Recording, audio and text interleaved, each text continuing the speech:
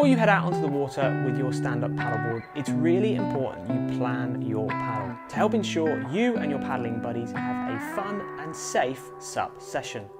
Make sure you consider the following: the wind and the weather, your location, the tide or the river conditions, appropriate clothing, your personal flotation, communication and emergency, your equipment, and the correct leash. In this video, I'm going to be talking about SUP equipment and what you need to get on the water safely when you go paddleboarding.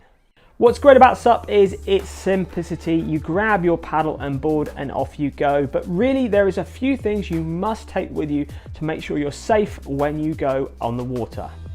Exactly what you take can vary depending on the type of paddling you're doing. For example, family fun with kids, exploration paddles, maybe a paddle downwind with friends. Where are you going to be planning to paddle? How far from the shore are you going to be going? For example, along the coast, in a lake, a canal, or down a river.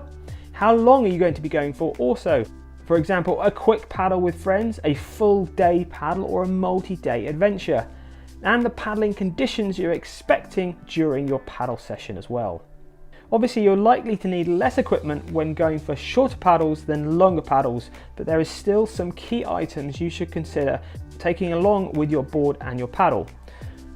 For all paddles, no matter what length, you should be looking at taking a leash, a PFD, a method of communication, the appropriate clothing, a dry bag, a snack, a drink, and possibly your sunglasses. Let's go over those pieces now in a bit more detail. If you haven't already watched our SUP Safe video all about leashes, you'll find out which leash is best suit your type of paddling. But wearing a leash and having the correct attachment system to your body is a must. Looking at a PFD or a personal flotation device, whether it's for increased confidence on the water or just for emergency, make sure you wear a PFD.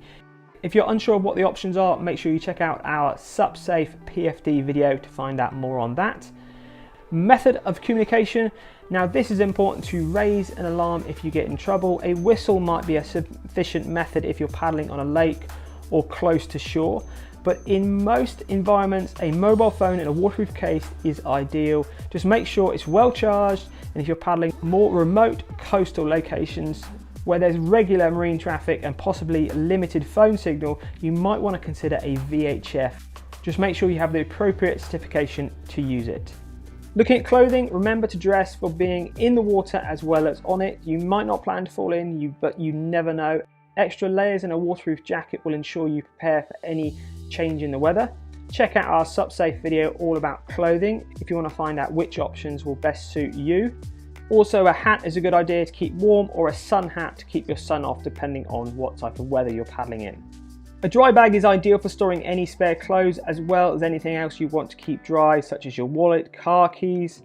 Definitely, if you're going for a slightly longer paddle, you might want to consider taking a snack to help keep your energy levels up, especially in case you spend longer on the water than anticipated. Taking a drink is also essential, particularly on those warmer days, as you can quickly get dehydrated out on the water. In colder climates, you might also want to consider taking a hot flask to keep you warm and your energy levels up. Sunglasses are also a good idea. Just make sure you might need to tie them on. Polarized sunglasses are ideal as they allow you to see much more in the water.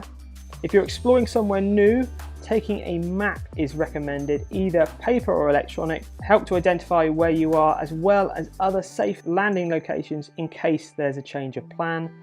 Now, when it comes to longer paddles or when you're paddling in more remote locations, you should also consider taking these things too. A spare paddle. Now, paddles can break, and having a spare paddle can make the difference between having a ruined day and a great day out. A 3-piece paddle is ideal to tuck under the bungees of your board as a spare. Also, a roll of duct tape or sticky tape is a good idea to throw in the bottom of your dry bag, because it is a very handy piece of equipment that's easy and light to keep in your bag just in case something happens. A small first aid kit is always great to have, so you can sort stuff out in the water until you get back onto the shore. If you're paddling an inflatable paddleboard, taking your pump and repair kit is actually a good idea also. When you're looking at multi-day adventures now, you might also want to carry these things also. A tent, a sleeping bag, stove, food, as well as extra safety equipment such as survival shelter, bivy bag, and flares.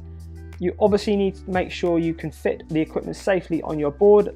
Larger boards have more deck space, and some boards have more bungees and tie downs than others.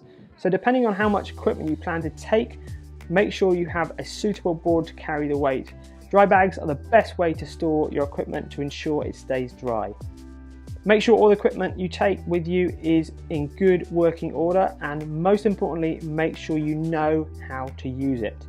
And in some different disciplines in SUP, if you're surfing, we recommend you always wear a straight leash, not a coiled leash. And if you're paddling in white water or faster moving water, wearing a helmet is highly recommended. We hope you found this video informative and it's given you an idea of what type of equipment you should be taking when you go next paddleboarding to keep you safe out on the water. Please share this information with other stand-up paddleboarders to help keep everyone SUP safe on the water.